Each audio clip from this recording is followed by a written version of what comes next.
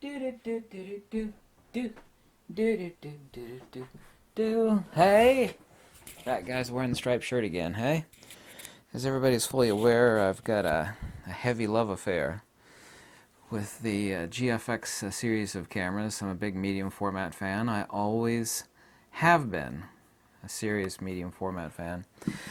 It is my favorite GFX lens of all time. It's the 45mm GF.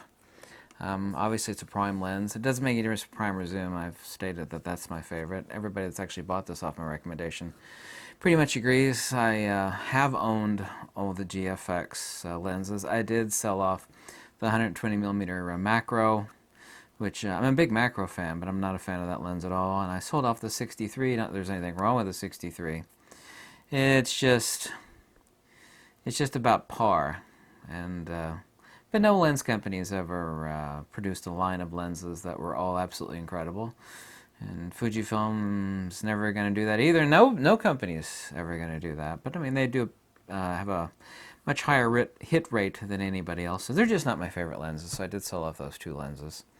So I currently have 9 GF series of lenses. Anyway, this is a 45mm. I did recently purchase, because I was loaned it for testing about a month ago. It's the same size as the 45mm is, but it's substantially lighter. 23mm field of view. Here we go. This is Fujifilm's latest. I've posted up image samples from about a month ago. You can go onto Flickr, of course, look at image samples from the 30mm 3.5.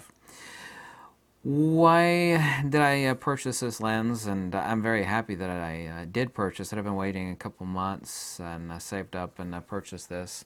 It is a cheap alternative to, and also very lightweight, much more lightweight than the 23mm f4 Fujifilm GF lenses. This is a very expensive lens. It is a phenomenal lens. Even though this is roughly the same height, it is substantially heavier. There's an enormous amount more glass in the 23mm f4. I begrudgingly say, along with the 110mm or the 250, personally for me, the 250mm prime is top 3 favorite prime lenses in the GF series. But really for travel, the 30mm, even though the 45 is still my favorite prime of all, I would, if I were, backpacking light in Norway, shall we say, and I only wanted to bring a couple lenses with me, it would probably, it would be.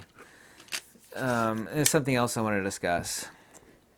32 to 64, everybody has the 32-64, loves it, and it's, well, this is the best lens, so useful, you use it for everything. Roughly a 24mm to 50mm equivalent. It is, but I always say compared to what? If I were to travel and I were only to bring my GFX 50R, which is my favorite camera of all time, I would actually bring, not my 45, but I would actually bring my 30mm GF lens, and what I consider to be, and I have thought about this for, quite a substantial amount of time, the single best lens. In other words, if you could only afford the GFX camera, whatever model that is, in one lens, it would, to me, it would not be the 32-64, it would be the 45-100 f4 here. This is the lens zoomed out to 100mm. It has actually great bokeh. It's also, too, poor man's version of 110mm. The bokeh is actually incredibly nice on this for use of portraiture. At 45-100, and of course you multiply the focal length on the GFX series of lenses times 0.78. Yeah, that's the reason why you'll get 35mm field of view. You multiply 45 times 0.78, you get 35. This is 23mm equivalent field of view. And this is equivalent at the far end at 78mm. But more useful than the 24 to 50mm equivalent 32 to 64 GFX lens. This one's slightly longer. It weighs just a hair less than the 32 to 64, but this is, if I just bring two lenses, the 30mm is actually quite close. It still doesn't hit the mark that the 45 does. The 45 is one of the very, very few lenses that I've actually called a near perfect prime lens. There's no such thing as a perfect prime lens, but the 45mm here comes incredibly close.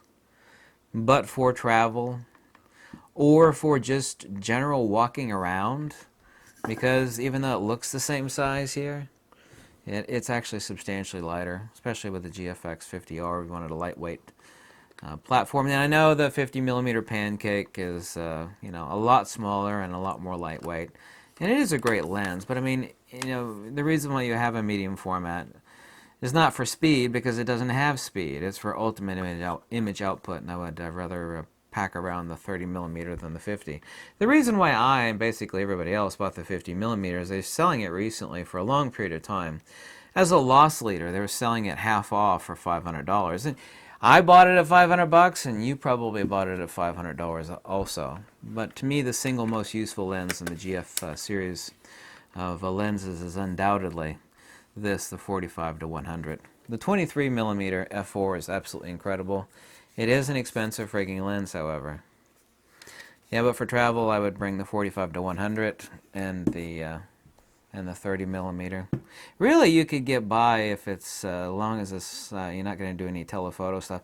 You can get by with the 30 millimeter and the 50 millimeter pancake. If you wanted to go really, really lightweight and you wanted to bring 2 GFX lenses in your camera, it would be the 50 millimeter 3.5 pancake, and this, the 30 millimeter.